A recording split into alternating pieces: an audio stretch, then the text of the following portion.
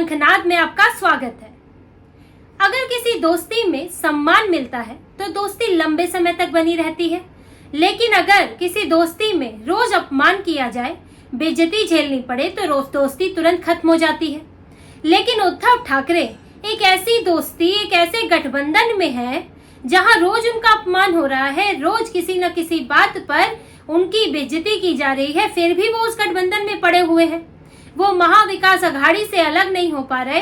कांग्रेस और शरद पवार मिलकर मिली भगत से उनके खिलाफ साजिशें बुन रहे हैं, उन्हें नीचा दिखा रहे हैं, लेकिन उद्धव ठाकरे कोई कठोर कदम नहीं उठा पा रहे। ये तो आज की बात है जो उनको सीट के लिए और उनको सीएम चेहरे के लिए उनको गिड़गिड़ाने पर मजबूर किया जा रहा है। उद्धव ठाकरे कभी राहुल गांधी से गिड़गिड़ाते हैं, कभी शरद पवार से गिड़गिड़ाते हैं, कभी नाराजगी दिखाते हैं। कई तरीके उन्होंने अपना लिए, लेकिन उन्हें तरसाया जा रहा है, उनके सम्मान के साथ खेला जा रहा है, मखौल उड़ाया जा रहा है। वो एक एक सीट, एक सीएम चेहरे के लिए परेशान है। लेकिन ये तो आज की बात है जो उनको आज उनका अपमान हो रहा है। शरद पवार जो अपनी शातिर राजनीति के लिए जाने जाते हैं, शरद पवार तो उद्धव ठाकरे को लंबे समय से मूर्ख बनाते आ रहे हैं और उनकी अपने बयानों के जरिए अलग अलग तरीकों से बड़े ही प्यार से उनकी बेइज्जती करते आ रहे हैं। ये बात सिर्फ गठबंधन तक की नहीं है। शरद पवार ने तो लंबी प्लानिंग की और उद्धव ठाकरे को आज इस स्थिति में लाकर खड़ा कर दिया, इतना कमजोर बना दिया कि उनकी पार्टी टूट गई और आज वो अपना पुराना कद उन्होंने गवा दिया है जो उनके पास महाराष्ट्र में था, जो उन्हें विरासत में मिला था। शरद पवार के लिए हमेशा शिवसेना बड़ा खतरा रही है, क्योंकि दोनों क्षेत्रीय स्तर की पार्टियां हैं और शिवसेना हमेशा शरद पवार से मजबूत रही। तो शरद पवार को लगता है कि अगर शिवसेना यहाँ रहेगी, अगर मजबूत होगी, तो वो महाराष्ट्र में घुस नहीं पाएंगे। शिवसेना यहाँ जिले जिले पर, मोहल्ले मोहल्ले पर घुसी हुई है। बीजेपी और कांग्रेस तो राष्ट्रीय स्तर की पार्टी है, वो उस तरह की चुनौती नहीं है। तो शरद पवार शिवसेना को तो खत्म करना ही चाहते थे और उन्होंने इसकी कोशिशें शुरू कर दी जब से उद्धव ठाकरे के हाथ में कमान आई। शरद पवार ने एक इंटरव्यू में कहा भी था कि उन्होंने 2014 के विधानसभा चुनाव के बाद बीजेपी को इसलिए समर्थन दिया क्योंकि वो शिवसेना बीजेपी को अलग करना चाहते थे। ये उन्होंने इस बात को स्वीकार किया है। आप शिवसेना बीजेपी को अलग करेंगे तो बीजेपी थोड़ी खत्म होगी, राष्ट्रीय स्तर की पार्टी है, कुछ ना कुछ अपनी जगह बना लेगी, क्योंकि पहले से वहां जगह रही है। जो मुश्किल आएगी वो शिवसेना को, क्योंकि वो कमजोर हुए थे बाला साहिब के जाने के बाद और उद्धव ठाकरे से राज ठाकरे भी अलग हो गए थे।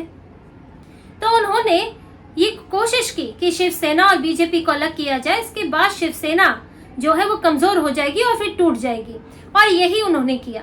वो पूरे समय जब उद्धव ठाकरे बीजेपी के साथ गठबंधन में थे, उद्धव ठाकरे के कान भरते रहे, जो कि उन्होंने भी ये बात तो उन्होंने स्वीकार ही किया कि अलग कराना चाहते थे।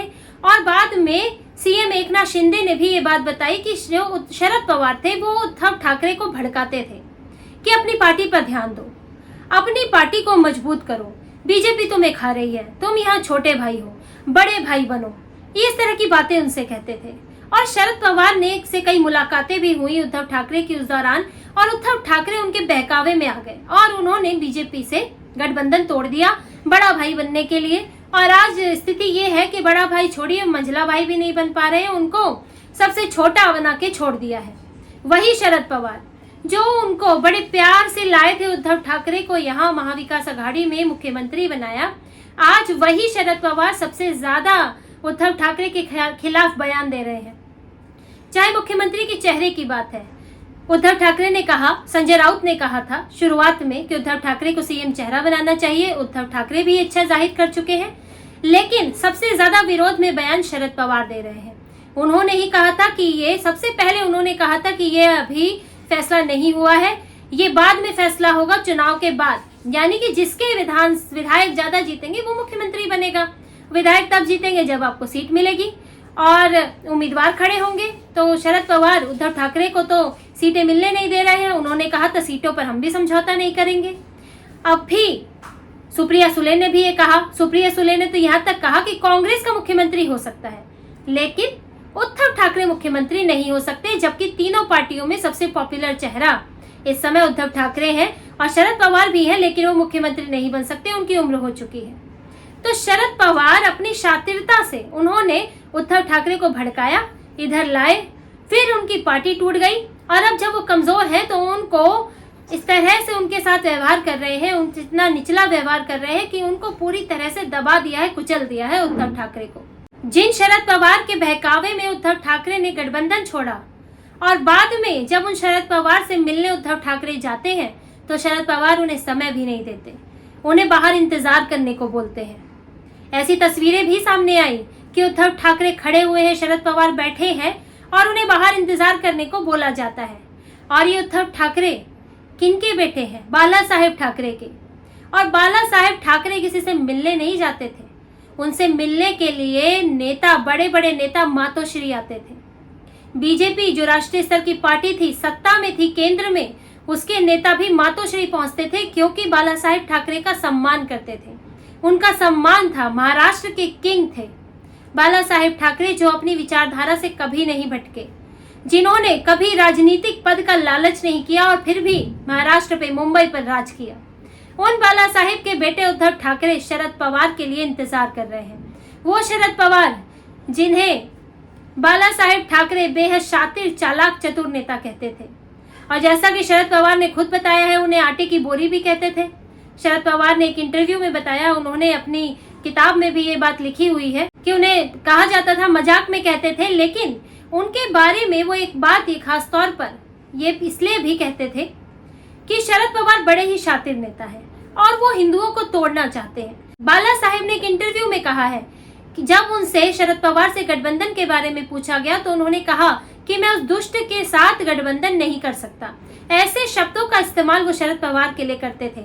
उनका मानना था कि शरद पवार अपने आप को मराठा मराठा कहकर हिंदुओं को जाति में बांट रहा है और उसने हिंदुओं में सेंध लगाने की कोशिश की है, मराठा की राजनीति कर रहा है और इसको न हिंदुओं से मतलब है न मराठा से मतलब है। इसीलिए जब छगन भुजबल आए थे बाला साहेब ठाकरे के पास ये कहने कि जातीय राजनीति बढ़ गई है और हमें भी अब जातीय स्तर पर सोचना चाहिए, उसी तरह से टिकट का बंटवारा करना चाहिए, तब बाला साहेब ठाकरे ने साफ कह दिया था कि मैं सिर्फ हिंदुत्व की बात करता हूँ, हिंदुओं में जाति की नहीं, और मैं उसी पर ही रहूंगा और सिर्फ उसी के अनुसार राजनीति करूंगा। छगन भुजबल इस बात से बाद में नाराज भी हुए और उन्होंने शिवसेना छोड़कर एनसीपी ज्वाइन कर ली और उसी जातीय राजनीति करने लगे जो कि शरद पवार करते आए हैं। आज भी जब भी बीजेपी की सरकार होती है तो मराठा आंदोलन जग पड़ता है और इसमें शरद पवार का बड़ा हाथ माना जाता है कि वो इस तरह के मुद्दे खड़े करते हैं जिससे कि हिंदुओं में विभाजन हो सके और मुस्लिम वोट तो एक साथ रहता है जो उनको मिल सके। तो ऐसे शरद पवार के साथ उद्धव ठाकरे ने गठबंधन किया। ऐसी कांग्रेस, जिस कांग्रेस ने बाला साहेब ठाकरे को जेल में डलवाया, बाला साहेब ठाकरे पर तरह तरह के आरोप लगाए, जब बाबरी मस्जिद ढहाई गई तब शिवसेना को टारगेट किया गया, गिरफ्तारी हुई और बार बार बाला साहेब ठाकरे की विचारधारा को निशाना बनाया गया। कांग्रेस हमेशा बाला साहेब ठाकरे के पीछे पड़ी रहती थी कि कैसे उन्हें कमजोर किया जाए, उनको किस तरह से राजनीति से दूर किया जाए, और इस कांग्रेस के साथ उद्धव ठाकरे ने गठबंधन कर लिया और तुष्टीकरण करने लगे। उद्धव ठाकरे को क्यों अलग करना चाहते थे ये लोग? क्योंकि एक हिंदूवादी पार्टी है और बीजेपी के साथ मिलकर और मजबूत हो जाती है, और शिवसेना अपने आप में भी यहाँ मजबूत थी महाराष्ट्र में, और इस हिंदूवादी पार्टी को तोड़ना था क्योंकि ये दोनों तुष्टीकरण वाली पार्टियां हैं। अगर हिंदू एकजुट होता है तो इनको, जो मुस्लिम परस्त पार्टियां हैं, इनको नुकसान होता है। ये तुष्टीकरण करके सिर्फ नहीं जीत सकती, इन्हें हिंदुओं को बेवकूफ बनाना पड़ता है, बांटना पड़ता है।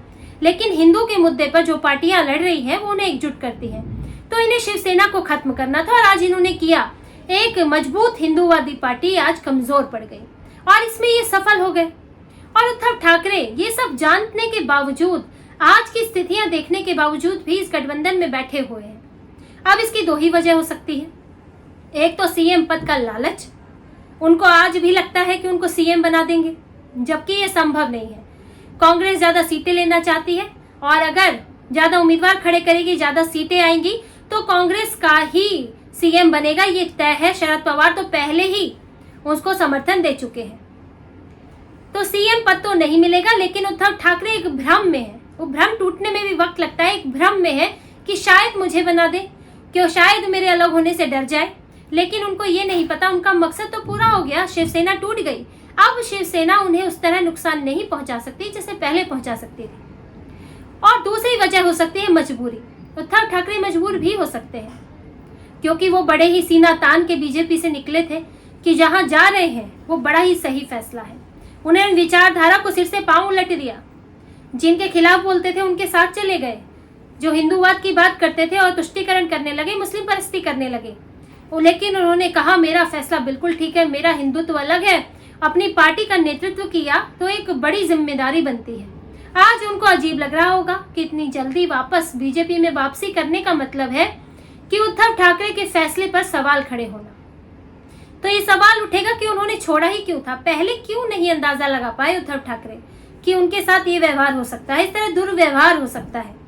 और अगर अकेले चुनाव लड़ते हैं तो क्योंकि इस वक्त चुनाव सिर पर है तो आपको इतना बड़ा फैसला करना आसान नहीं होता। तो उद्धव ठाकरे हो सकता है मजबूर भी हो और हो सकता है लालच में भी हो, या दोनों चीजें हो। थोड़ा लालच पनप रहा हो, थोड़ा डर पनप रहा हो, और इसीलिए बीच मझधार में फंसे पड़े हैं और कांग्रेस और शरद पवार की लाठियां खा रहे हैं, बेइज्जती भरी हुई लाठियां खा रहे हैं और कुछ कर नहीं पा रहे हैं। थोड़ी बहुत नाराजगी दिखाते हैं, राहुल गांधी की रैली में नहीं आए और वो सोचते हैं कि शायद इस नाराजगी से मान जाए, शायद मेरे इस बयान से मान जाए। देखते हैं कब तक वो कोशिशें करते हैं और कब तक इनका अपमान और इनकी साजिशें झेलते हैं। क्योंकि कांग्रेस ने तो अपना आंतरिक सर्वे भी कर दिया उद्धव ठाकरे को नीचा दिखाने के लिए कि तुम तो बस 30-32 सीटें ला सकते हो, एकनाथ शिंदे के बराबर। तो जब उद्धव ठाकरे अब इतना करने के बावजूद भी अगर वो वहां फंसे हैं तो उनके लिए मुश्किल होने वाला है। उनके लिए सिर्फ ये चुनाव ही नहीं बल्कि उनकी पार्टी का भविष्य भी मुश्किल होने वाला है।